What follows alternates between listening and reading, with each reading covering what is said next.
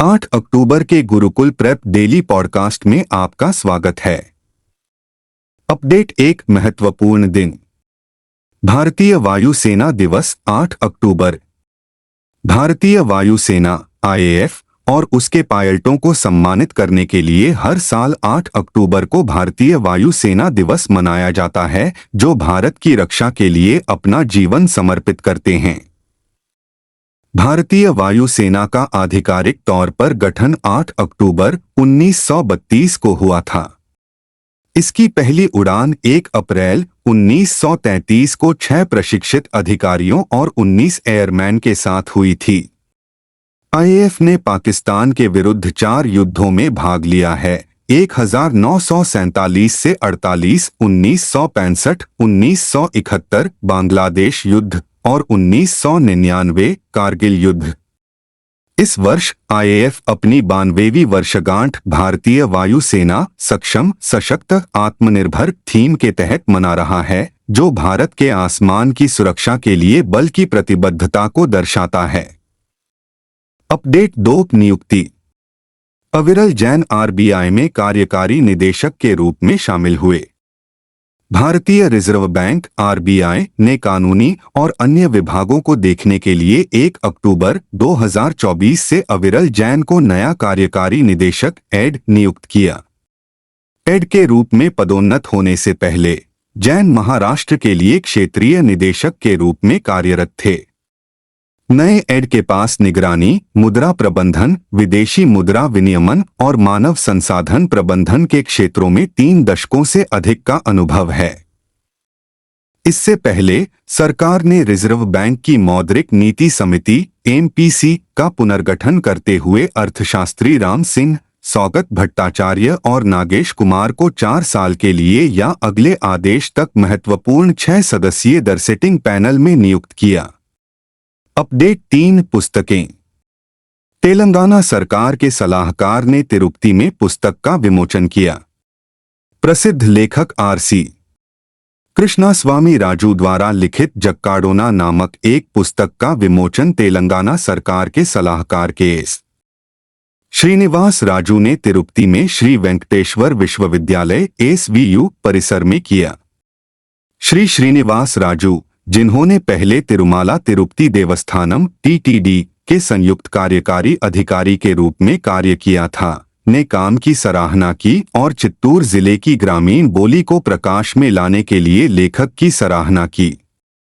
इस बीच श्री कृष्णास्वामी राजू ने अपने 21 कहानियों के संग्रह को चित्तूर जिले के जक्काडोना नामक छोटे से गांव के इर्द-गिर्द घूमने वाला बताया। अपडेट 4, निधन। चेन्नई में वायुसेना के एयर शो में अफरा-तफरी से 5 लोगों की मौत, कई अस्पताल में भर्ती। मरीना बीच पर एयर शो में भाग लेने वाले 5 लोगों की संदिग्ध निर्जलीकरण से मृत्यु हो गई। मृतकों की पहचान कोरुक्कुपेट के डी. जॉन 56, तिरुवोट्टियूर के कार्तिकेयन 34, पेरुंगलाथुर के श्रीनिवासन, मरक्कनम के मणि 55 और दिनेश के रूप में हुई है। कार्यक्रम से लौटते समय वे गिर गए और उन्हें अस्पताल ले जाया गया, जहां उन्हें मृत घोषित कर दिया गया। कार्यक्रम के दौरान 300 से अधिक लोग बेहोश हो गए। अस्पताल के सूत्रों ने बताया कि लगभग 43 का इलाज राजीव गांधी सरकारी जनरल अस्पताल में किया गया था। करीब 200 लोगों का आपात कर्मियों ने प्राथमिक उपचार किया और कुछ अन्य लोगों को सरकारी रोयापेट्टा अस्पताल सहित अन्य अस्पतालों में भर्ती कराया गया। अपडेट 5, अर्थव्यवस्था। पावर फाइनेंस कॉरपोरेशन ने रिकॉर्ड 1.265 बिलियन अमेरिकी डॉलर का ऋण हासिल किया। सरकारी स्वामित्व वाले पावर फाइनेंस कॉरपोरेशन (पीएफसी) ने घोषणा की कि उसने 1.265 बिलियन अमेरिकी डॉलर का सबसे बड़ा विदेशी मुद्रा सावधि ऋण हासिल किया है। कंपनी ने एक बयान में कहा कि यह ऐतिहासिक लेनदेन आईएफएससी गिफ्ट सिटी, गांधीनगर स्थित कई बैंकों के साथ एक सुविधा समझौते के माध्यम से निष्पादित किया गया था। बयान के अनुसार पीएफसी ने किसी भारतीय सार्वजनिक उपक्रम से 265 बिलियन अमेरिकी डॉलर मूल्य का अब तक का सबसे बड़ा विदेशी मुद्रा सावधि ऋण जारी करने की सफलतापूर्वक घोषणा की। ऋण मुख्य रूप से थर्मल उत्पादन परियोजनाओं के अलावा अन्य परिसंपत्तियों के वित्तपोषण के लिए उपयोग किया जाएगा। पीएफसी की डिकार्बोनाइजेशन और हरित ऊर्जा में संक्रमण के लिए मजबूत प्रतिबद्धता को आगे बढ़ाएगा। अपडेट 6 राष्ट्रीय। देश भर में 13,822 जन औषधि केंद्र स्थापित। रसायन और उर्वरक मंत्रालय ने एक बयान में कहा कि प्रधानमंत्री भारतीय जनऔषधि परियोजना पीएमबीजेपी के तहत जन औषधि केंद्रों ने सितंबर में 200 करोड़ रुपए की रिकॉर्ड बिक्री हासिल की है, जो पीएमबीजेपी के इतिहास में सबसे अधिक मासिक बिक्री है। सितंबर 2023 में बिक्री 141 करोड़ रुपए थी, जो वार्षिक आधार पर महत्वपूर्ण 42% की वृद्धि को उजागर करती है। बयान के अनुसार कुल मिलाकर सितंबर 2024 तक कुल वार्षिक वृद्धि 31.20% रही है, जहां 913.30 करोड़ रुपए का बिक्री लक्ष्य पहले ही हासिल किया जा चुका है। अपडेट 7 विज्ञान और प्रौद्योगिकी। अहमदाबाद पुलिस ने एआई समर्थित कमांड और कंट्रोल सेंटर का अनावरण किया। गुजरात में नागरिक सुरक्षा बढ़ाने के लिए अहमदाबाद पुलिस ने अत्याधुनिक तकनीकों का उपयोग करते हुए एक अत्याधुनिक कमांड और कंट्रोल सेंटर स्थापित किया है। यह सुविधा सार्वजनिक सुरक्षा को मजबूत करेगी और पुलिस क्षमताओं में काफी सुधार करेगी। केंद्र की एक अनूठी विशेषता यह है कि प्रत्येक अधिकारी के पास 3 मॉनिटर होंगे, जिससे वे एक साथ 3 स्थानों की निगरानी कर सकेंगे और परिचालन दक्षता बढ़ा सकेंगे। इस नई तकनीक से पुलिस संदिग्धों की त्वरित पहचान करने के लिए सोशल मीडिया पर नजर रख सकेगी। अपडेट 8 विज्ञान और प्रौद्योगिकी। WHO ने आपातकालीन उपयोग के लिए पहले एमपॉक्स परीक्षण को मंजूरी दी।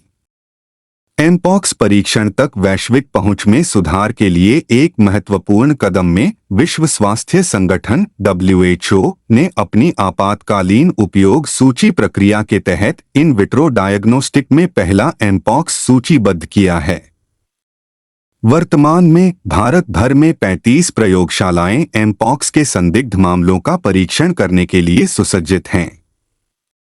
अगस्त 2024 के मध्य में WHO ने अफ्रीका के कई हिस्सों में एमपॉक्स के मामलों में वृद्धि को अंतर्राष्ट्रीय चिंता का सार्वजनिक स्वास्थ्य आपातकाल घोषित किया। भारत में WHO की घोषणा के बाद से 30 एमपॉक्स के मामले सामने आए हैं। WHO के नवीनतम वक्तव्य में कहा गया है कि अफ्रीका में सीमित परीक्षण क्षमता और एमपॉक्स मामलों की पुष्टि में देरी जारी है, जिससे वायरस का प्रसार जारी है। अपडेट 9 राज्य। पीएम मोदी ने मुंबई की पहली अंडरग्राउंड मेट्रो को दिखाई हरी झंडी। प्रधानमंत्री नरेंद्र मोदी ने हाल ही में Colaba Bandra SEPZ Mumbai metro line 3 का उद्घाटन किया, जो मुंबई की पहली पूरी तरह से भूमिगत मेट्रो लाइन है। RAJVLR और बांद्रा कुर्ला कॉम्प्लेक्स BKC के बीच 69 किलोमीटर की मुंबई मेट्रो लाइन 3 को आंशिक रूप से खोला जाएगा। प्रधानमंत्री ने एक मोबाइल ऐप मेट्रो कनेक्ट 3 भी लॉन्च किया है, जिसे आधुनिक सुविधाओं के साथ यात्रा के अनुभव को बढ़ाने के लिए डिजाइन किया गया है।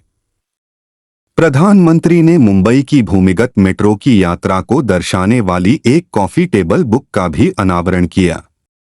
पुस्तक में आश्चर्यजनक दृश्यों का एक संग्रह है, जो मेट्रो के विकास को दर्शाता है। अपडेट 10 राज्य। हिमाचल प्रदेश पर्यटन को बढ़ावा। ADB ने $162 मिलियन का ऋण किया मंजूर। एशियाई विकास बैंक ADB ने घोषणा की कि उसने हिमाचल प्रदेश में पर्यटन विकास परियोजनाओं को बढ़ाने के उद्देश्य से $162 मिलियन के ऋण को मंजूरी दी है। ADB के वरिष्ठ परियोजना अधिकारी विवेक विशाल ने कहा कि यह पहल सांस्कृतिक और विरासत स्थलों के उन्नयन और संरक्षण के द्वारा राज्य की पर्यटन क्षमता को बढ़ावा देगी और पर्यटन क्षेत्र को मजबूत करने के लिए नई सुविधाओं का निर्माण करेगी। हिमाचल प्रदेश में सतत और समावेशी पर्यटन विकास परियोजना मंडी और हमीरपुर जिलों में विरासत और सांस्कृतिक केंद्रों को बढ़ावा देने के लिए बनाई गई है।